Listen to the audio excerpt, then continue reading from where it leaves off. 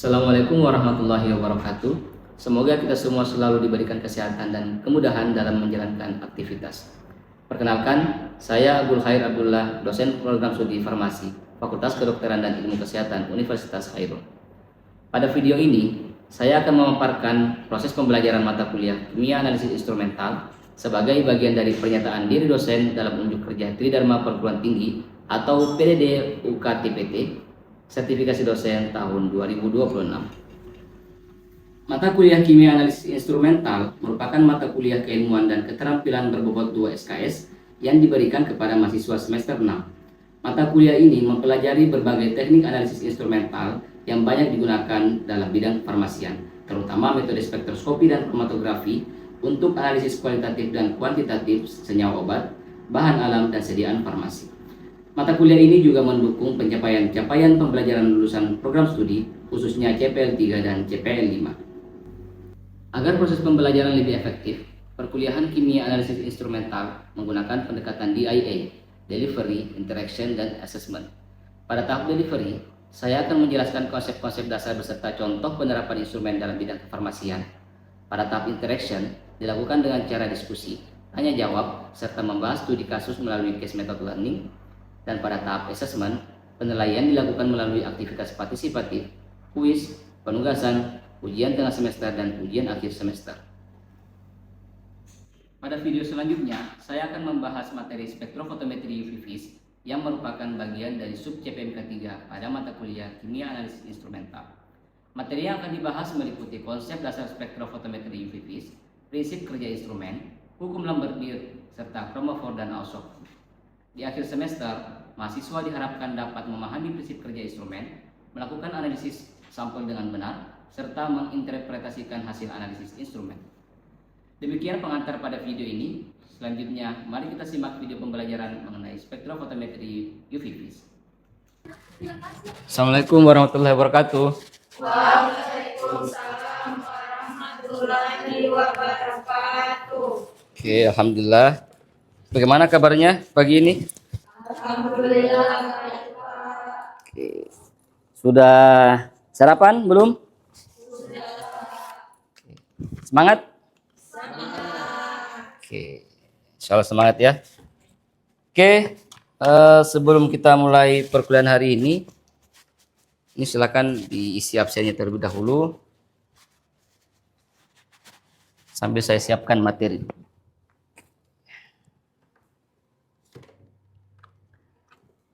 Oke, hari ini kita pertemuan ketiga ya untuk mata kuliah Kimia Analisis Instrumen.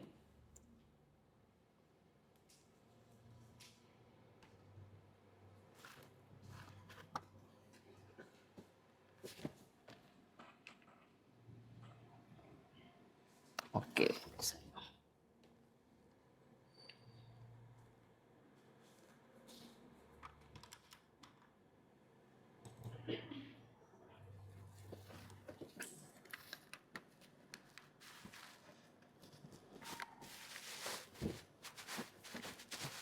Oke, alangkah baiknya sebelum kita memulai perkuliahan, marilah kita berdoa terlebih dahulu berdasarkan agama dan kepercayaan masing-masing. Berdoa dimulai.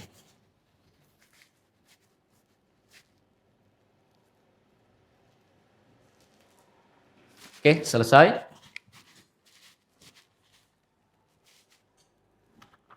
Oke. Nah, sebelum kita masuk ke materi, saya mau coba merecall kembali atau mengingat kembali materi minggu lalu. Minggu lalu kita membahas terkait spektroskopi dan kromatografi ya. Oke. Saya mau tanya, mungkin silakan ada yang mau jawab. Apa perbedaan dasar dari metode spektroskopi dan kromatografi? Ada yang mau jawab? Oke, silakan Indah. Izin Pak, menurut saya spektroskopi sendiri merupakan digunakan untuk menganalisis zat berdasarkan interaksinya sama cahaya. Kalau sedangkan kromatografi sendiri digunakan untuk memisahkan komponen-komponen dalam suatu campuran berdasarkan perbedaan interaksinya antara fase diam dan juga fase gerak. Oke, jadi terlihat pada kromatografi memang ada proses pemisahan ya dibandingkan dengan spektroskopi, di mana pemisahannya itu menggunakan fase gerak dan fase diam. Oke, dan biasanya memang kalau untuk kromatografi dia lebih hasilnya lebih bagus ya dibandingkan dengan spektroskopi. Oke, misal suatu sampel itu terkandung dalamnya ada beberapa zat aktif atau senyawa, misalnya 2 atau 3. Nah, kalau saya suruh memilih, kira-kira kita mau analisis sampel itu menggunakan spektroskopi atau kromatografi? Ada yang mau jawab? Oke, silakan. Kalau menurut saya itu lebih sesuainya pakai kromatografi, contohnya kayak HPLC, karena kan senyawanya bisa dipisahkan dulu untuk dianalisis satu persatu. Kalau misalkan langsung pakai spektroskopi, takutnya tuh hasilnya tumpang tindih. Oke, ya benar ya. Jadi ya lumayan ya untuk materi yang minggu lalu masih diingat. Nah, hari ini kita masuk ke materi ketiga sesuai dengan RPS yang pernah saya bagikan, bahwa pertemuan ketiga itu kita akan mempelajari tentang spektrofotometri UV vis. Harusnya sudah ada sebelumnya kan sudah ada gambaran ya minggu lalu. Oke. Nah, kalau melihat dari kata spektrofotometer itu sebenarnya dia terbagi menjadi 2 suku kata. Yang pertama ada spektrometer dan ada fotometer. Perbedaannya adalah spektrometer itu adalah alat yang menghasilkan sinar dengan panjang gelombang tertentu. Nah, makanya nanti kita akan pelajari di komponen alatnya ada namanya sumber cahaya di situ. Nah, kalau fotometer adalah alat yang mengukur intensitas cahaya tersebut. Nah, jadi nanti ada istilah absorbansi, ada istilah transmitansi. Nah, itu kita akan bahas pada hari ini. Jadi terdiri atas spektrometer dan fotometer. Spektrometer itu adalah alat yang menghasilkan sinar atau sumber cahayanya, sedangkan fotometer itu adalah alat yang mengukur intensitas cahaya yang ditransmisikan atau yang diabsorpsi. Oke.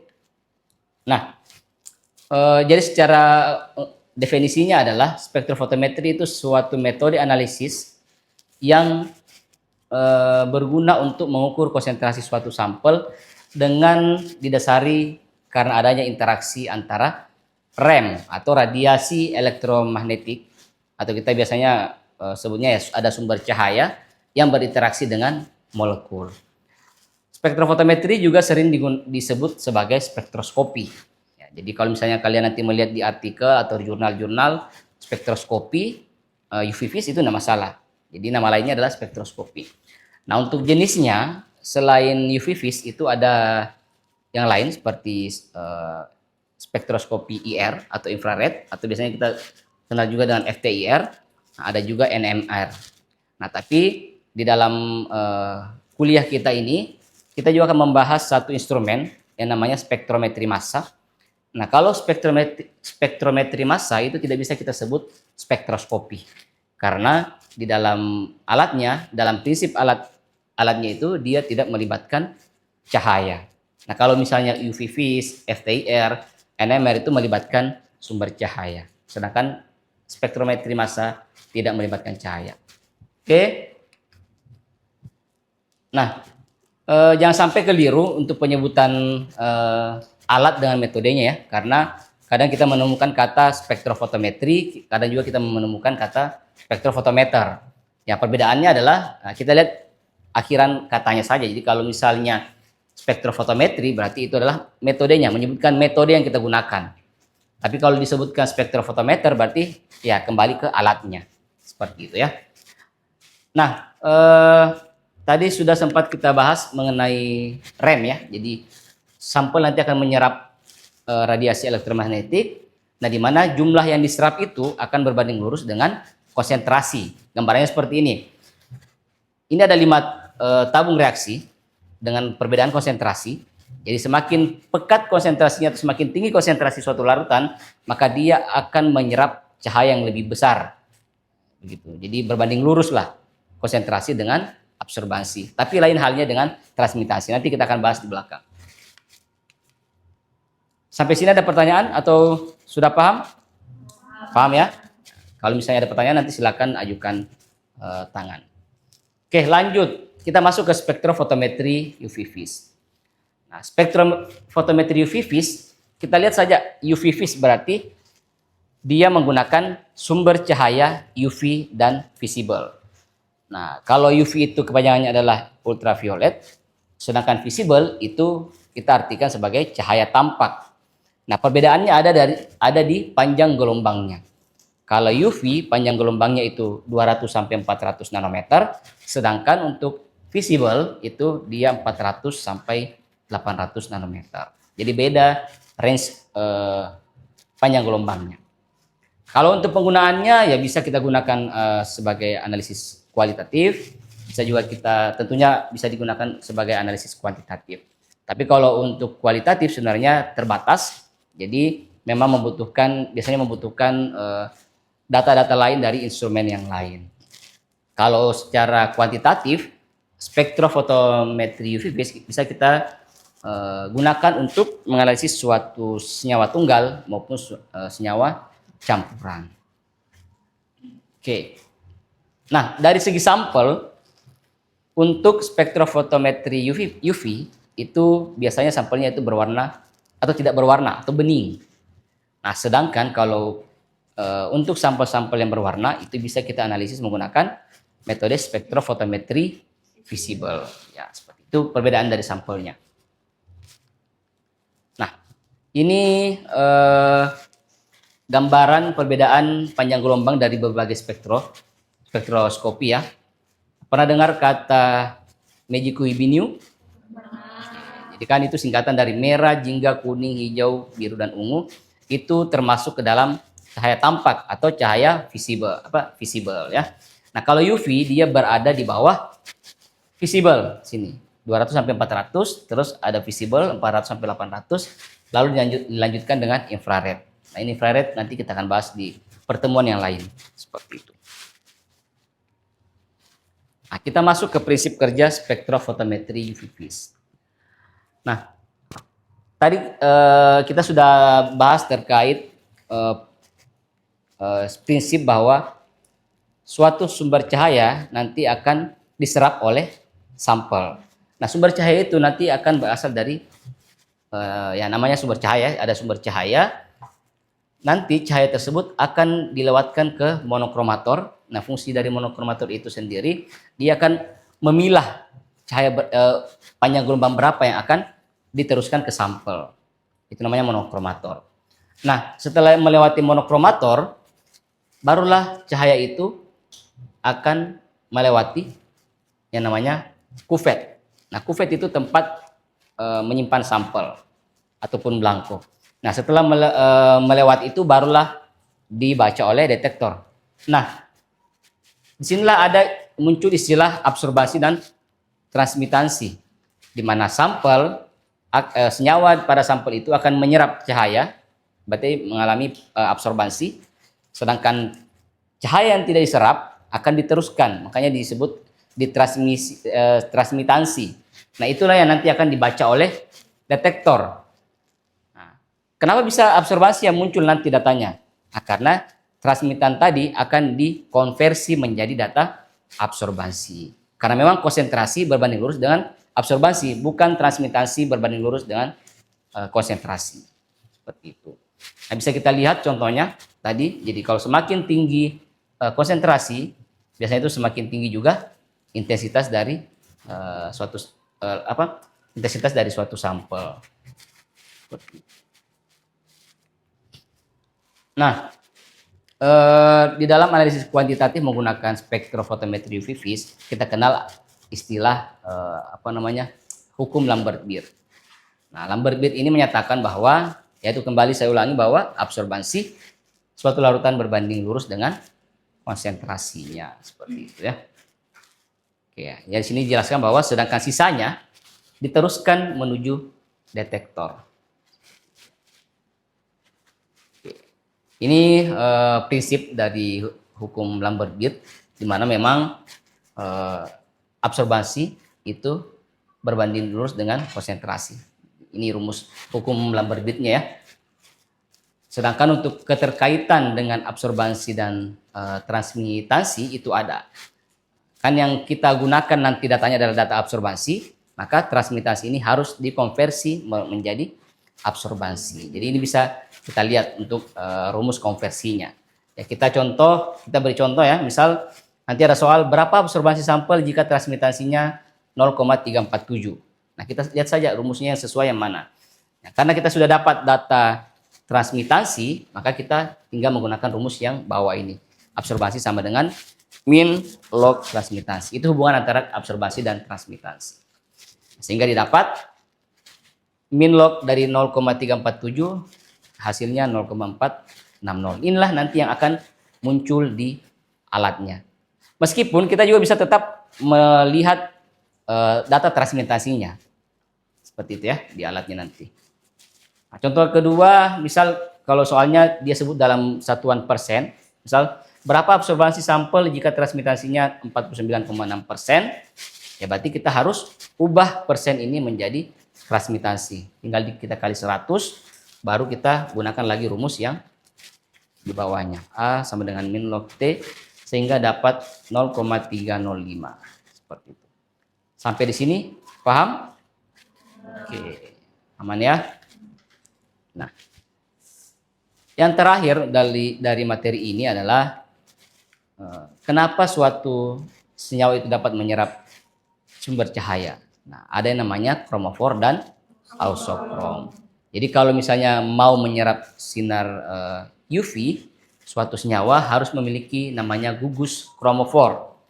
Nah, sedangkan gugus ausokrom itu adalah gugus yang biasanya akan mempengaruhi intensitas dari penyerapan cahaya dari suatu senyawa. Jadi kalau kita lihat perbedaan dari keduanya, jadi kromofor itu ditandai dengan gugus kovalen yang terkonjugasi atau ikatan rangkap terkonjugasi. Jadi ikatan rangkap tunggal, rangkap tunggal seterusnya. Jadi itu namanya terkonjugasi. Sedangkan ausokrom itulah gugus yang menempel langsung pada gugus kromofor. Kita lihat contoh 3 senyawa berikut. Ada benzen, fenol, dengan anilin. Kalau sekilas itu kita lihat sama ya, sama-sama memiliki cincin benzen. Nah, tetapi fenol dan anilin dia memiliki yang namanya gugus ausokrom. Kalau yang kromofornya yang ini, ya ini tadi ikatan rangkap terkonjugasi. Rangkap tunggal seperti itu. Di sini juga ada, di anilin juga ada. Tapi yang membedakan adalah fenol dia mengikat ausokrom hidroksil atau OH. Sedangkan anilin mengikat NH2. Nah, ternyata keberadaan ausokrom ini mempengaruhi absorbansi dari suatu sampel. Misal, benzen ini ternyata bisa menyerap cahaya di panjang gelombang 255 nanometer. Sedangkan fenol lebih tinggi lagi, 270. Sedangkan anilin lebih tinggi lagi, 286 nanometer.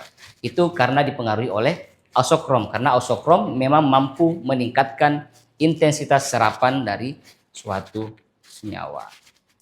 Seperti itu. Coba sebagai contoh mungkin kita latihan. Ini ada beberapa senyawa ya, ada juga obat di sini. Yang pertama kita lihat paracetamol terlebih dahulu, sebelah kiri atas ya. Kalau paracetamol itu kira-kira ada gugus kromofornya atau tidak? Ada ya, sudah jelas ada di sini, di benzen sini dia ya. Kalau di sini tidak, karena di sini rangkap tunggal. Harusnya kan selang-seling ya, jadi rangkap tunggal. Jadi ini adalah gugus kromofornya. Nah, kalau ausokromnya ada tidak? Ya, yang mana ausokromnya? Ya, hidroksilnya, karena dia berikatan langsung pada gugus kromofor. Makanya disebut ausokrom. Ini juga ada lagi satu, karena di sini ada NH. Oh ya, tadi saya lupa jelaskan juga bahwa ausokrom itu salah satunya kapan dikatakan dia ausokrom? Ketika dia memiliki pasangan elektron bebas, seperti itu.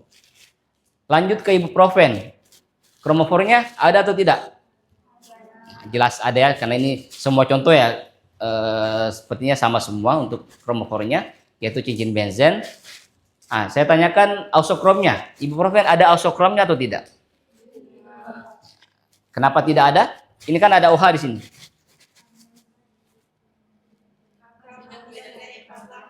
Ya, dia tidak berikatan langsung pada kromofor. Sedangkan kromofor di ibuprofen itu dia mengikat sebelah kanan itu CH, sebelah kiri dia CH2. Nah, itu tidak ada ikatan pasangan elektron bebasnya. Jadi tidak ada ausokromnya. Kalau di sulfanilamid, kromofor ada, ausokrom ada atau tidak? Ada, jelas ada di NH2. Bensil alkohol, kromofor ada, ausokrom ada atau tidak? Nah, kenapa?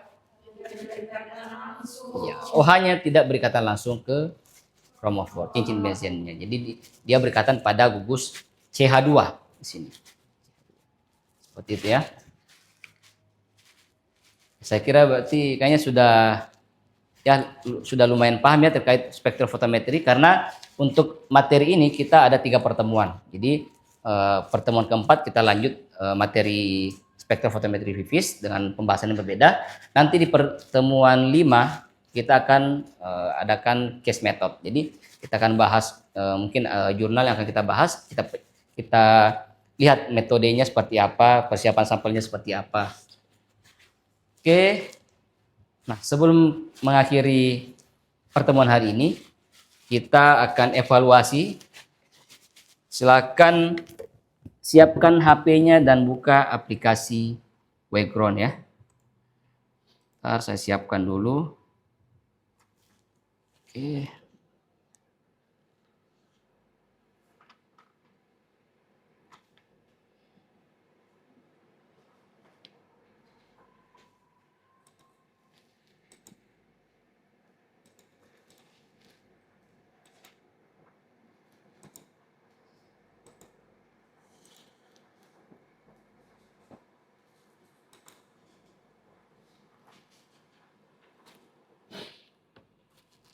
Soalnya ada 5 nomor pilihan ganda, jadi silakan pilih jawaban yang paling benar. Oke.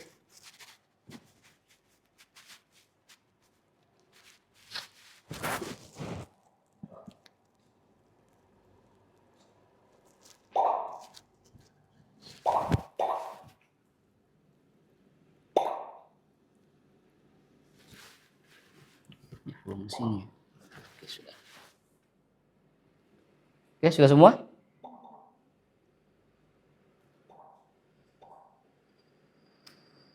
Oke, kita mulai ya. Soal pertama. Spektrofotometri VIVIS merupakan metode analisis yang digunakan untuk, silakan pilih jawaban yang paling benar.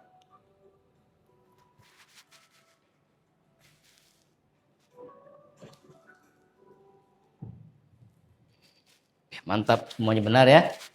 Oke, lanjut ke nomor 2. Berdasarkan fungsinya fotometer pada spektrofotometer berperan untuk, kan ada spektrometer, ada fotometer. Nah, yang ditanyakan fotometernya.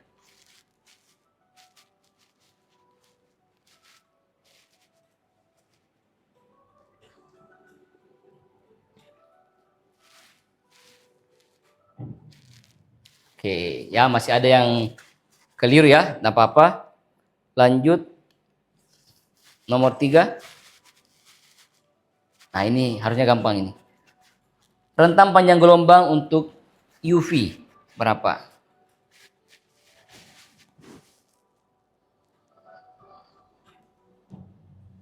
Oke, benar semua. Lanjut ke nomor 4.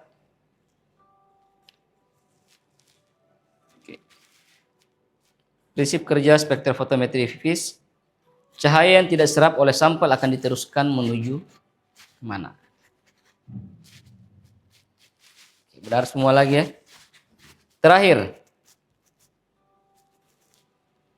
Nah, ini baru saja kita bahas. Yang terikat langsung pada kromofor itu disebut gugus fungsi apa? Oke, berarti tadi ada satu soal yang ini ya masih ada yang salah ya, tapi tidak apa-apa. Nanti untuk hasilnya saya kirimkan ke ketua tingkat, biar ketua tingkat yang teruskan ke kalian. Oke.